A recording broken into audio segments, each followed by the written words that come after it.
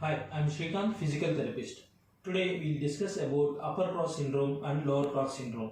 What is this upper cross syndrome? Upper cross syndrome is nothing but there will be overactivity of specific group of muscles and underactivity of certain group of muscles.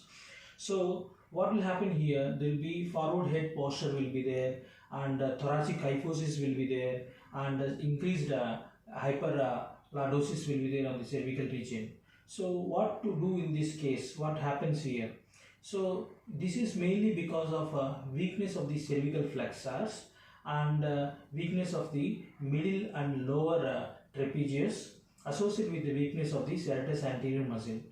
So and the levator scapula also.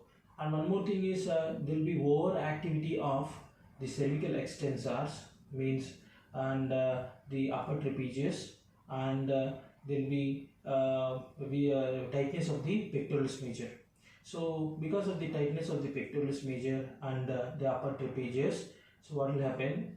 The scapula will move upwards, and there will be anterior tilting will be there. So this leads to decrease the subarachnoid space, and later leads to pathological changes in the shoulder joint. And one more thing is because of this forward head posture, there will be increased cervical lordosis and increased thoracic kyphosis.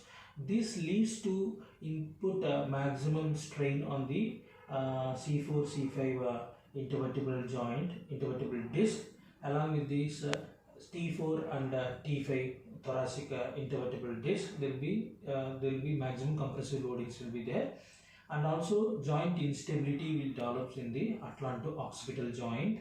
And one more thing is there will be ligament sprain and muscle strains will be there.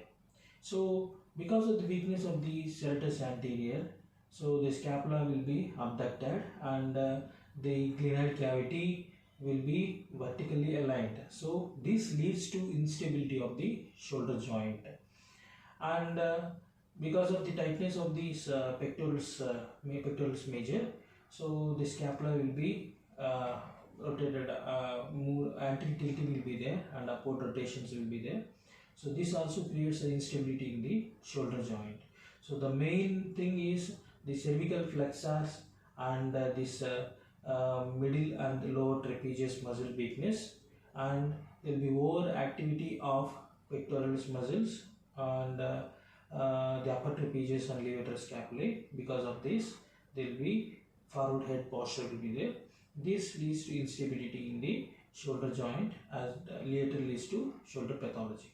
Thank you. Now we will discuss about the lower cross syndrome or intercruise syndrome or pelvic cross syndrome. So what will happen here? This is because of weakness of the abdominal muscles and the gluteal muscles. What are the abdominal muscles here? External oblique, internal oblique, and transverse abdominis and rectus abdominis. And the glute muscles are gluteus maximus and medius muscle, because of weakness of gluteus maximus and medius muscle. And there will be tightness in the overactivity of the hip flexors and low back extensors.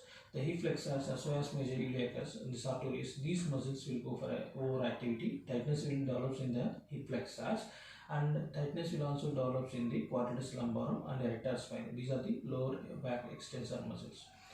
And then the inactivity, underactivity of the abdominal muscles and gluteal muscles, gluteus maximus and medius, and overactivity of hip flexors and low back extensors. Because of this, there will be excessive lumbar lordosis will be there.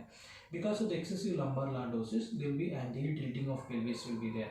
Because of the anterior tilting of pelvis, there will be hip flexor tightness will be there, and this creates a lot of torsional and compressive loading on the L4, L5 intervertebral disc, L5, S1 intervertebral disc, and it will create a lot of tension in the sacroiliac joint.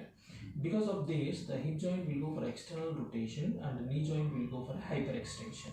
So this is very important to strengthen the abdominal muscles and the hip extensors like gluteus maximus and medius, and stretching of these hip flexors and low back extensors are very important to prevent this pelvic cross syndrome. Thank you.